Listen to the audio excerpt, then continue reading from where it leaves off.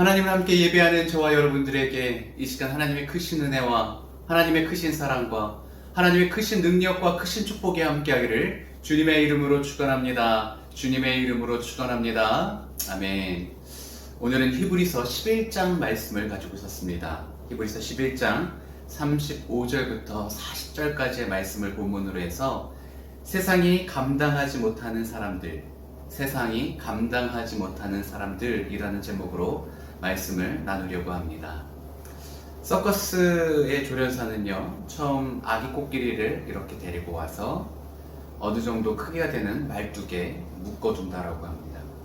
아무리 어린 코끼리라고 해도 기본 힘이 있어서 아주 큰 말뚝을 박아놓고 쇠사슬로 이렇게 묶어놓는다라고 하죠.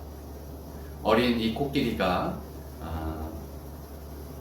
말뚝에서 벗어나려고 이제 버둥거리기 마련이고, 그렇게 할수록 쇠사슬이 몸에 감겨서 고통을 느끼게 되죠. 한동안 힘겨워하다가 어느 시간이 지나면 자신이 그 말뚝과 쇠사슬로부터 벗어날 수 없다는 것을 인지하고 움직이면 움직일수록 고통스럽다고 이제 경험적으로 알고 나중에는 체념한다고 합니다. 시간이 지나고 나면 나중에는 이 말뚝을 조금 더 작은 것으로 바꿔준다라고 합니다. 이 코끼리가 아무리 나중에 커서 나무를 그냥 통째로 뽑을 힘이 있다고 하여도 어렸을 때 그 시도하였던 그 도전으로부터 좌절을 느끼고 이제는 순응하여서 자신이 충분히 끊을 수 있는 말뚝과 쇠사슬을 가지고도 더 이상 도전하지 않고 그냥 현실에 순응하면서 살아간다라고 하죠. 하나님의 자녀라고 우리는 불리는 사람들입니다. 그런데 하나님의 자녀라고 불리는 저와 여러분이 혹시 이 코끼리처럼 세상의 방식에 길들여져서 더 이상 이 말뚝으로부터 벗어날 수 없을 거라는 그 생각으로 우리가 무기력하게 살고 있는 것은 아닌지라는 의문을 품게 되어집니다. 사랑하는 성도님, 오늘의 성경 말씀은 하나님의 사람들은, 믿음의 사람들은 세상이 감당하지 못한다 라고 말하고 있는데, 정말 우리가 세상으로부터 감당치 못하는 사람들인지, 세상이 우리를 감당치 못하고 있는 사람인지, 아니면 충분히 감당할 수 있는 사람인지에 대한 의문을 갖게 되고, 우리가 답을 내리고 만약에 충분히 세상이 우리를 감당할 수 있다라고 한다면 문제의식을 좀 느끼고 선조들의 믿음을 본받아서 믿음의 야성을 되찾을 수 있는 그런 아주 의미 있는 시간이 되기를 주님의 이름으로 축원합니다. 오늘의 본문은요, 히브리서입니다. 그리고 히브리서 그 유명한 11장입니다. 히브리서 11장은 믿음의 장이라고 불리죠. 믿음은 바라는 것들의 실상이요, 보이지 않는 것들의 증거다라고 히브리서 11장이 말하고 있고, 그 믿음의 삶을 살아간 믿음의 선조에 대해서 한 사람씩 기록하고 있습니다. 아벨로부터 시작해서 이렇게 기생 라합에 이르기까지 이 12명이 넘는 그 믿음의 사람들에 대해서 믿음으로 어떻게 살았는지 아주 짤막짤막하게 소개를 하다가 32절에 와서 더 이상 어떻게 얘기하리요, 이 외에도 너무나도 많은 사람이 있어서 다 기록할 수 없다라고 말하고, 그리고 나서 한 사람씩 소개하는 것을 이제 그만두고 그 많은 사람들이 믿음에 의해서 때로는 사자굴에서 구원을 얻기도 하고, 불 속에서 구원을 얻기도 하고, 그리고 적장과의 전투에서, 이방인들과의 전투에서 승리하기도 한다라고 이렇게 전체적으로 승리에 대한 얘기를 하고, 또 한 부류, 이 이름도 없는 많은 믿음의 사람들이 고난 가운데, 때로는 죽음의 그 극한의 고통 가운데서도 믿음으로 승리하여서 세상이 감당할 수 없는 사람이 되었다라고 얘기하는 것이 오늘 본문의 내용입니다. 그렇습니다. 히브리 저자는 이와 같이 믿음의 사람들이야말로 얼마나 위대하고 탁월한지, 세상의 사람들이 그 권력으로, 힘으로 그들을 압제하려고 해도 그곳에서 마치 풀포기처럼 이렇게 살아나는 끈질긴 생명력을 갖고 있다라고 성경은 기록하고 있습니다. 그러면 어떻게 이 선조들이, 믿음의 사람들이 세상이 감당할 수 없는 사람이 되었는지 그 이유에 대해서 구체적으로 오늘 본문을 통해서 확인하는 시간을 가져보도록 하겠습니다. 첫째, 성도들은요, 소유로부터 자유로운 사람이 되어서 세상이 감당할 수 없는 사람이 되었습니다. 오늘 본문은 10장이고요, 11장이고요. 10장 34절에 이런 말씀이 있습니다. 제가 말씀 읽어드리죠. 히브리서 10장 34절 한 절 말씀입니다. 너희가 갇힌 자를 동정하고 너희 소유를 빼앗기는 것도 기쁘게 당한 것은 더 낫고 영구한 소유가 있는 줄 알미라. 하나님의 사람들이요, 때로는 소유를 빼앗기기도 했습니다. 하나님의 나라를 위해서, 믿음을 지키기 위해서 때로는 소유를 빼앗기기도 했는데 그것을 오히려 기쁘다라고 그렇게 반응했다라는 것이죠. 그런 나쁜 일, 어처구니 없는 일을 당함에도 불구하고 그것으로 인하여서 기쁘게 여겼다. 와, 놀라운 일이죠. 어떻게 그럴 수가 있습니까? 자신의 소유로부터 자유하기 때문에 그렇죠. 그들의 믿음은 지금 이 땅에서 누리고 있는 이 소유가 물론 무가치한 것은 아니지만 그 믿음 이후에, 신앙 이후에 더 소중한, 영원히 썩지 아니할 소유가 저 천국에 있다는 그 사실로 인하여서 소유로부터 자유로운 자들이었습니다. 믿음의 가치를 더욱더 귀하게 느꼈던 것이죠. 대표적인 사람이 욥입니다. 욥은요, 동방의 부자였습니다. 자녀도 많았습니다. 10명이 되었습니다. 가축, 종류별로 헤아릴 수 없는 가축과 하인들이 있었습니다.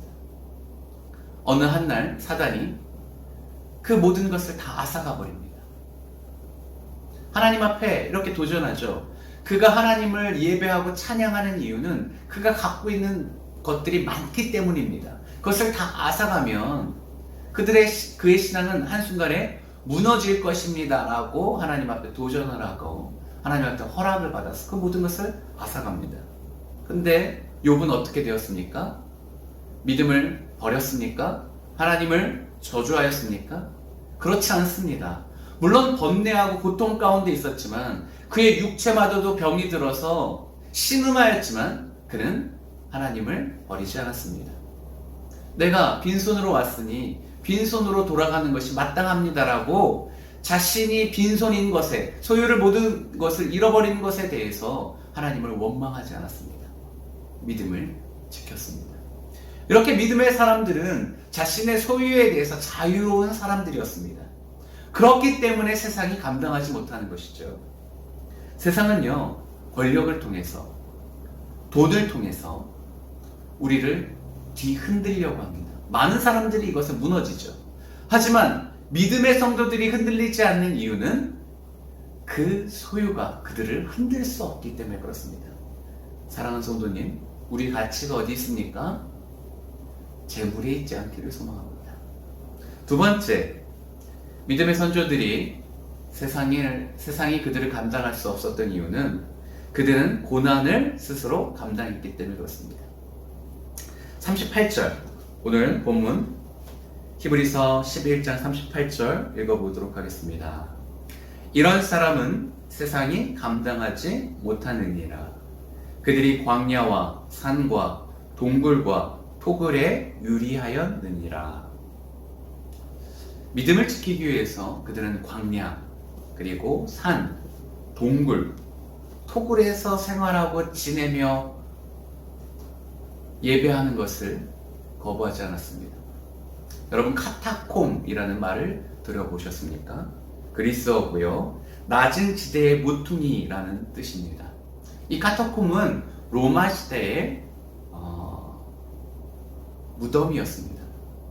로마 시대의 그 밑에 바위로 이루어졌고 그 바위를 이렇게 지하로 파서 무덤을 만들었습니다.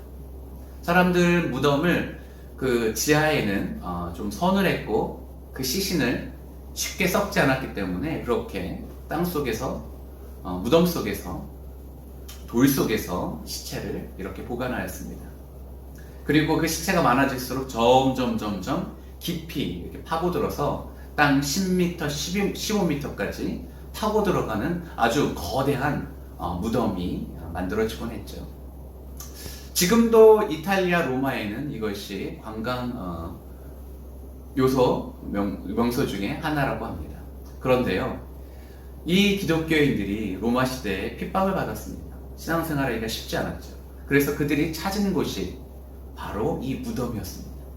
무덤은 사람들이 꺼리는 곳이기 때문에 쉽게 접근하지 않았기에 이곳에서 이렇게 모여 들어와서 그곳에서 공동체를 이루면서 생활하였고 하나님을 예배하였습니다. 대단하지 않습니까? 그들은 믿음을 지키고자 자신들이 이렇게 무덤 속에서, 동굴 속에서, 광야 속에서, 토굴 속에서 살아가는 것을 마다하지 않았던 사람들입니다. 스스로 고난 가운데 들어가기를 감당하기를 자청하는 사람들을 어떻게 그들이 세상이 감당할 수 있었겠습니까? 세 번째, 고난을 넘어 죽음에 굴복하지 않았기에 세상이 그들을 감당하지 못했습니다. 35절, 36절, 37절 있습니다. 여자들은 자기의 죽은 자들의 부활로 받아들이기도 하며 또 어떤 이들은 더 좋은 부활을 얻고자 하여 심한 고문을 받되 부차히 풀려나가기를 원하지 아니하였으며 36절 또 어떤 이들은 조롱과 책짓질 뿐 아니라 결박과 옥에 갇히는 시련도 받으며 37절 돌로 치는 것과 톱으로 켜는 것과 시험과 칼로 죽임을 당하고 양과 염소의 가죽을 입고 유리하여 궁핍과 환난과 학대를 받았으니 환난, 궁핍, 학대, 옥살이, 톱, 책짓질, 고난 이런 것으로부터 생명의 위협을 받았습니다. 그러나요, 이 죽음에 대한 공포가 그들을 굴복시키지 못했습니다. 사도 바울이 온 유럽을 다니면서 복음을 전파했습니다. 가난한 자들, 때로는 귀족들, 왕의 후손들 중에서도 믿는 자의 수가 점점 늘어났습니다. 각계각층의 사람들이 예수님을 믿고 세례를 받고 예수님을 따르기로 결단하였습니다. 유럽의 로마 제국이 웅성웅성하기 시작했습니다. 이곳으로부터 위기를 느낀 로마의 많은 황제들이 예수님 믿는 사람들을 핍박하기 시작했습니다. 그들을 가두기 시작했습니다. 그들을 고문하기 시작했습니다. 믿는 자들의 재산을 압수하기 시작했습니다. 그런데요, 그렇게 그들을 핍박하면 핍박할수록 복음이 더욱더 확산되는 것입니다. 300년 동안 아주 큰 환난과 핍박이 있었었는데요. 많은 황제 중에서도 도미니쿠스라는 사람이 황제가 특별히 믿는 자들을 핍박하였습니다. 어느 날 한 신하가 황제에게 와서 이렇게 보고를 합니다. 황제폐하, 우리 로마 정부가 기독교인들에게 그 어떠한 위험과 핍박을 가하더라도 아무런 소용이 없습니다. 그들에게 매질을 하면 그들은 오히려 주님을 위해 고난당하는 것으로 감사합니다. 또 감옥에 투옥시키면 그들은 더욱 힘차게 찬양합니다. 그리고 그들을 처형시키면 순교를 최고의 영광으로 여겨 더더욱 긍지와 확신을 가집니다. 신하가 이렇게 보고할 때 황제가 이렇게 듣고 도미니우스 황제는 이렇게 힘없이 말을 내뱉었다라고 하죠. 그렇다면 우리는 저들을 어떻게 해야 한단 말인가? 초대교회 우리 믿음의 선조들의 위대함, 탁월함, 그들의 위엄을 나타내는 한마디입니다. 사랑하는 성도님, 크리스찬이란 이 말, 기독교인이라는 이 말은 믿지 않는 사람들이 주어진 별명입니다. 이 별명은 쉽게 얘기해서 예수쟁이, 예수 따라잡기, 예수에게 목숨을 건 사람들이라는 기독교인들을 어떻게 보면 예수님을 믿는 사람들을 비하해서 붙인 말입니다. 예수쟁이.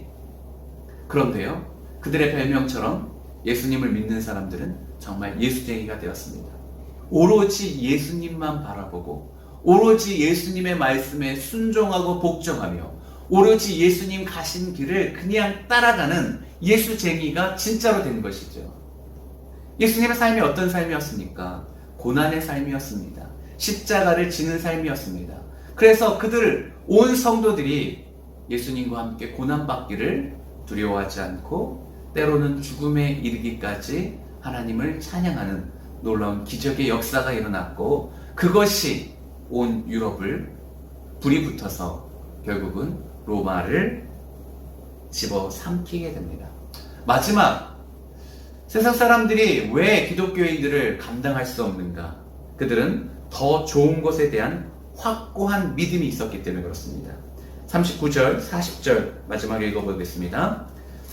이 사람들은 다 믿음으로 말미암아 증거를 받았으나 약속된 것을 받지 못하였으니.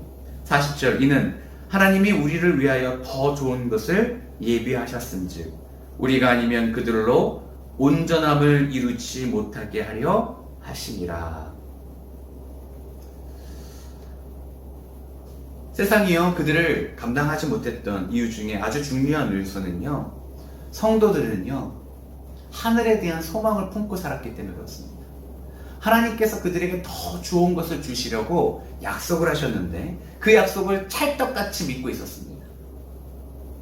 그렇기 때문에 이 세상에 휘둘리지 않은 것이죠. 로마서 8장 18절, 생각한데 현재의 고난은 장차 우리에게 나타날 영광과 비교할 수 없도다. 그 하늘의 영광, 주님께서 주시기로 한 그 약속에 대한 확신, 그것이 있었기에 이 세상이 건네는 그 어떤 유혹에 마음이 흔들리지 않았던 것입니다. 현대 교회는 어떻습니까? 현대 기독교의 가장 취약점은 하늘에 대한 소망이 없다는 겁니다. 주님이 주실 그 상급에 대한 애절함, 간절함, 사모함이 없다는 것이죠. 지금 기독교, 현재 우리의 모습은 어떻습니까? 누군가를 탓할 이유도 없습니다. 우리의 모습이 어떻습니까? 온통 이 세상에 초점이 맞춰져 있지 않습니까? 이 세상의 욕망을 내가 어떻게 실현할 것에 대한 간절함으로 불타고 있지 않습니까? 그렇기 때문에 세상이 내미는 유혹에 우리가 다 쓰러져 가는 것입니다. 사랑하는 성도님, 하나님은 살아계십니다. 그리고 그의 말씀은 진리입니다. 그가 우리에게 상급을 약속하고 계십니다. 더 좋은 것을 예비하고 계신다라고 말하고 있습니다. 그 가치를 믿음의 눈으로 바라보고 이 세상의 소유와 욕망에 휘달리지 않기를 간절히 소망합니다. 말씀을 맺으려고 합니다. 초대교인들의 이 모습, 얘기를 들을 때마다 우리 선생의 가슴은 막 뜁니다. 참 탁월했구나. 참 훌륭했구나. 도전을 받습니다. 그런데 우리 초대 교인들의 모습이 늘 믿음에 굳게만 서 있었을까요? 늘 감사하고 늘 찬양만 했을까요? 저는 그렇게 생각하지 않습니다. 토굴에 숨어 지내면서 그 밤에 얼마나 무서웠겠습니까? 분명히 야밤에 두려움에 떨었을 것이라고 저는 생각합니다. 유리한 생활, 떠돌이의 생활, 취약한 환경 탓에 아이들이 병균에 질병에 걸렸을 때 그 부모의 심정이 어떻겠습니까? 분명 때로는 하나님을 원망하기도 했을 것입니다. 믿음을 지키고 공동체를 이루면서 생활하다가 어떤 형제들이, 자매들이 순교하였고 이렇게 안 좋은 소식을 들을 때마다 와, 과연 내가 이곳에서 믿음을 지키면서 생활해야 되는가? 때로는 믿음을 버리고 도망해야 되겠다라는 유혹이 늘 마음 가운데 있었을 것이라고 생각합니다. 그럼에도 불구하고 어떻게 믿음을 지켰을까? 그것은 성령님의 도우심이 있기 때문에 가능했을 것이라 생각합니다. 성령님이 날마다 그들의 마음 가운데 오셔서 그들의 마음을 새롭게 하고 용기를 북돋아주고 또한 공동체 속에서 교제하면서 형제 자매와 함께 믿음을 확인하며 우리가 가고 있는 길이 정말 맞는 길이며 진정 주님께서 다시 오실 것이라는 그 약속을 우리가 함께 믿고 지키고자 하는 서로를 향한 동료와 위로가 없었다면 이것은 불가능했을 것이라고 생각합니다. 하나님의 신실함, 하나님의 도우심 때문에 그렇죠. 사도 바울은요, 성도들을 이렇게 고린도후서 6장에서 표현하고 있습니다. 무명한 자 같으나 유명한 자여, 죽은 자 같으나 보라 우리가 살아있고, 징계를 받은 자 같으나 죽임을 당하지 아니하고, 근심하는 자 같으나 항상 기뻐하고, 가난한 자 같으나 많이 사람을 부유하게 하며, 아무것도 없는 자 같으나 모든 것을 가진 자로다. 이것이 저와 여러분입니다. 오늘도 성령의 충만함을 받아 우리의 우리됨이 하나님의 자녀인 것을 알아서 세상이 어찌할 수 없는, 감당할 수 없는 그런 자로서 우리의 믿음의 야성이 회복되어 마치 맹수처럼 세상을 향해 당당하게 나아가는 저와 여러분이 되기를 주님의 이름으로 축원합니다. 우리 함께 기도하시도록 하겠습니다.